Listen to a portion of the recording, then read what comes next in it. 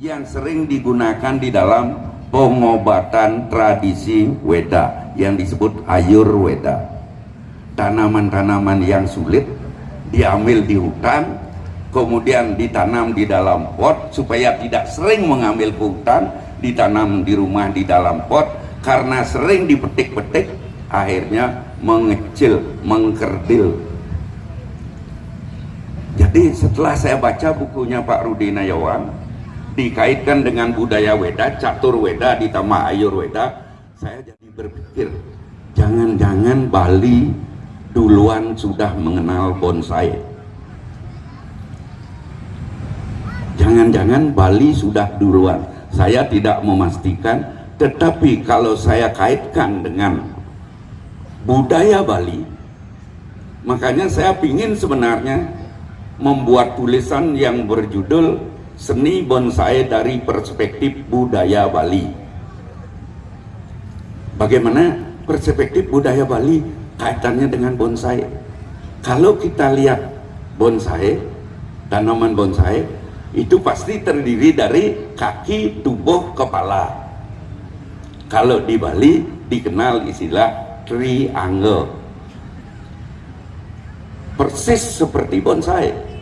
Jadi kaki, tubuh, kepala. Jangankan manusia, bangunan saja di Bali sama, ada kaki, tubuh, kepala. Bangunan-bangunan yang diproduk oleh Undagi, bangunan-bangunan tradisional Bali menggunakan perspektif seperti manusia. Jadi bonsai intinya adalah keserasian lingkungan. Kalau kita lihat dari perspektif budaya Bali, bonsai itu adalah keserasian, harmonisasi Buana Agung dengan Buana Alit, alam kecil dengan alam besar, tubuh manusia dengan alam semesta. Elemennya sama, elemennya panca mau Buddha, apa bayu tejo akasa pertiwi. Tanaman membutuhkan tanah, membutuhkan air, membutuhkan udara, membutuhkan matahari, dan membutuhkan ruang kosong. Saya berguru dulu kepada almarhum Pak Gede Merta sekitar tahun 90-an. Beliau mengajarkan elemen Pancamahuta itu sangat kental dibutuhkan di dalam bonsai. Bahkan ruang kosong, beliau menyebutkan di dalam bonsai harus ada ruang-ruang yang memudahkan sinar matahari masuk ke dalam bagian-bagian dari bonsai tersebut. Belum kalau kita berbicara dari segi wawo mengurip, setula serira, atma sarira, antah karana. Belum kita berbicara dari segi ingkel di Bali, wong satu mino manu taruh buku.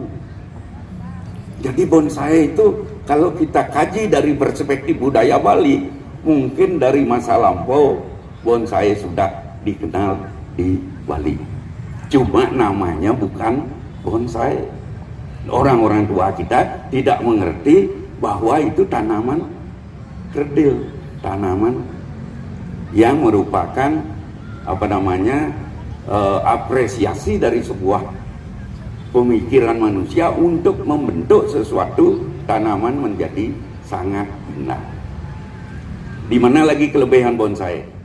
Saya berani jamin kalau lukisan masih bisa dicontoh, seni dua dimensi masih bisa direpro, masih bisa dibuat sket yang sama, masih bisa. Patung di pasar seni kalau kita cari banyak patung yang sama. Bonsai saya berani jamin 99% di seluruh dunia tidak ada bonsai yang sama.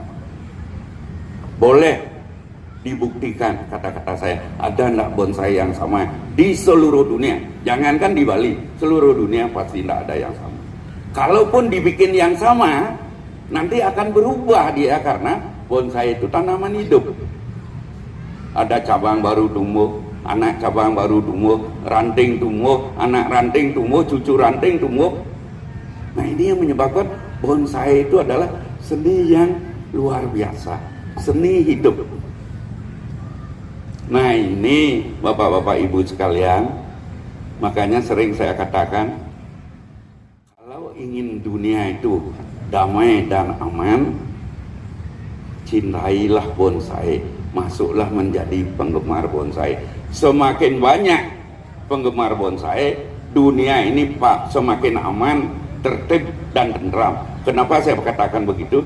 Karena bonsai membutuhkan kesabaran. Saya 40 tahun main bonsai dari tahun 81 sampai sekarang. Bayangkan, ada enggak bonsai yang bisa selesai 1 tahun? Untuk mencapai bonsai matang butuh puluhan tahun, butuh kesabaran yang tinggi. Semakin banyak orang sabar, semakin amanlah dunia ini. Nah itulah bonsai. Nah jadi perkembangan bonsai saat ini tentu luar biasa dibandingkan tahun 80-an. Tahun 86 berdiri PPBI cabang Bali dulu namanya. Karena di Bali hanya ada 1 cabang. Dari tahun 86 sampai sekarang 39 tahun. Umurnya organisasi bonsai di Bali ini sudah 39 tahun. Kalau nasional berdirinya 31 Agustus tahun 79. Didirikan oleh Bapak Ismail Saleh, Pak Paeman, Pak Juni Jemat, Pak Junardi, tokoh-tokoh nasional. Kalau di Bali ketua pertamanya Pak Bayang Goblek namanya. Kemudian tahun 86 berikutnya beliau hanya 1 tahun meninggal, digantikan oleh Pak Gusti Darsiko, Kepala Dinas Pertamanan Bali di masa itu. Setelah itu digantikan oleh Kanwil Kehakiman Bali. Setelah itu tahun 94 digantikan oleh Dr. Patrajayo, Dr. Wiryano Patrajayo. Setelah itu sempat jeda, tidak ada pengurus. Tahun 2007 Pak Wayan Swendro. Setelah beliau meninggal, jadi digantikan oleh Pak Wayan Swendro, digantikan oleh Pak Winarto. Pak Winarto selamat juga sudah meninggal. Mudah-mudahan ini kebanyakan ketua-ketua PBBI ini meninggal. Tapi kalau saya kayaknya sih aman-aman aja ini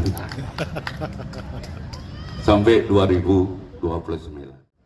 Jadi kalau kita melihat perkembangan bonsai tahun 80-an, kalau yang tahu pameran pertama di Art Center itu pohon kebanyakan pohon kresek. Kawat yang dipakai kawat listrik, kabel listrik yang warnanya ada kuning, hijau, merah. Tidak ada kawat seperti sekarang. Dan kalau kita melihat karya-karya seni sekarang ini luar biasa perkembangan bonsai ini. Bahkan waktu Aspak di Gianyar, saya sempat berkomunikasi dengan berbagai delegasi dari luar negeri, itu mengatakan bahwa bonsai Indonesia itu luar biasa perkembangannya. Bahkan Aspak 2025 di Gianyar dikatakan Aspak paling baik di dunia. Jadi konvensi dan pameran terbaik dan paling spektakuler, luar biasa ini. Tentu keberhasilan penyelenggaraan Aspak ini. Aspak jangan dilihat hanya Gianyar. Tuan rumah sesungguhnya adalah Indonesia. Presiden Aspak adalah Ketua PPBI Nasional. Jadi Gianyar sebagai tuan rumah, membantu ketua panitianya dari Gianyar. Jadi Aspak itu di Gianyar ini semua mata dunia tertuju ke Gianyar sekarang ini. Mungkin sampai akhir tahun ini masih menjadi pembicaraan penyelenggaraan Aspak di Gianyar. Jadi nama Gianyar, nama Bali, dan nama Indonesia. Jadi saya mengucapkan terima kasih yang sebesar-besarnya kepada seluruh cabang di Bali, karena kepanitiaan Aspak juga setiap cabang itu ada menjadi panitia bersama-sama yang nanti sekarang belum, mungkin habis Denpasar ini Gianyar akan menyelenggarakan acara pembubaran panitia. Kita undang nanti panitia dari cabang-cabang dari seluruh Bali. Dan selanjutnya tentu terima kasih banyak kepada PPBI cabang Denpasar, luar biasa karena juga dukungan kerjasama dari Puri Agung Denpasar mampu menyelenggarakan PAMNAS dalam rangka Puputan Badung yang ke-119. Jadi pertama saya ucapkan selamat merayakan Hari Puputan Badung yang ke-119. Yang kedua, selamat kepada PPBI cabang Denpasar yang telah mampu menyelenggarakan PAMNAS yang bertajuk Sensasi Bonsai Denpasar kedua. Penyelenggaraan pameran ini sukses dilihat dari dua aspek. Satu, sukses dari segi aspek penyelenggaraan, diselenggarakan dengan aman, tertib, lancar dan lain sebagainya. Yang kedua, sukses menghadirkan pohon-pohon yang berkualitas. Ini luar biasa, ini kualitas pohon yang hadir di sini. Tidak mudah menghadirkan pohon-pohon berkualitas di dalam suatu pameran. Jadi orang akan melihat. Kalau pameran Denpasar dianggap tidak kualifit, mungkin orang tidak datang ke sini membawa pohon. Nah ini buktinya 600 lebih pohon itu hadir di lapangan Puputan Badung ini. Luar biasa. Dukungan dari semua pihak, terutama Puri Agung Denpasar, kemudian LPM Denpasar, pemerintah kota Denpasar, para sponsor yang telah ikut memberikan mensukseskan ini luar biasa perannya. Untuk itu saya selaku pengurus wilayah Bali mengucapkan terima kasih yang sebesar-besar. Dan selanjutnya perlu saya informasikan, nanti ketua-ketua cabang dari seluruh Bali, sekarang ada 7 cabang, Kelungkung sama Jembrano belum dibentuk. Kalau terbentuk nanti akan ada 9 cabang. Kalau ada 9 cabang, kalau PAMNAS-nya diselenggarakan, semuanya menyelenggarakan PAMNAS setiap tahun, berarti dalam 1 tahun itu hampir setiap bulan ada PAMNAS. Ini perlu kita tata kembali. Apa setiap 2 tahun sekali, setahunnya PAMLO, atau seperti apa nanti kita kemas. Belum lagi kita harus menghadiri pameran di luar Bali. Ini tentu membutuhkan pemikiran, perhatian, dan juga membutuhkan dana untuk menghadiri pameran, karena sekarang tidak ada pohon-pohon yang di kelas pertama yang lat atau ekstra lat, paling tidak pendaftarannya sudah 350 sampai 400 ribu. Bawa 3 pohon sudah 1 juta lebih. Kalau dalam 1 tahun di Bali aja setiap bulan hampir ada pameran, gimana? Ini yang rencananya kita akan haji, tata kembali bersama ketua-ketua cabang di seluruh Bali. Nah kita akan undang nanti, atau nanti pada saat pembubaran panitia Aspak di Gianyar, kita akan ajak berbicara ketua-ketua cabang untuk menata kembali dan mengatur jadwal. Seharusnya jadwal tahun depan, tahun sekarang sudah dibahas. Nanti supaya tidak tabrakan, kemudian tidak memberikan beban yang terlalu berat kepada penggemar bonsai yang akan mengikuti kontes. Nah ini perlu kita tata kembali. Bapak-bapak serta ibu-ibu sekalian, tidak banyak yang perlu saya sampaikan karena acaranya masih banyak. Ini pembagian piala aja segitu banyak, belum lagi door prize. Tentu dari peserta berharap nantinya akan bisa mendapatkan sepeda motor untuk diundi nantinya.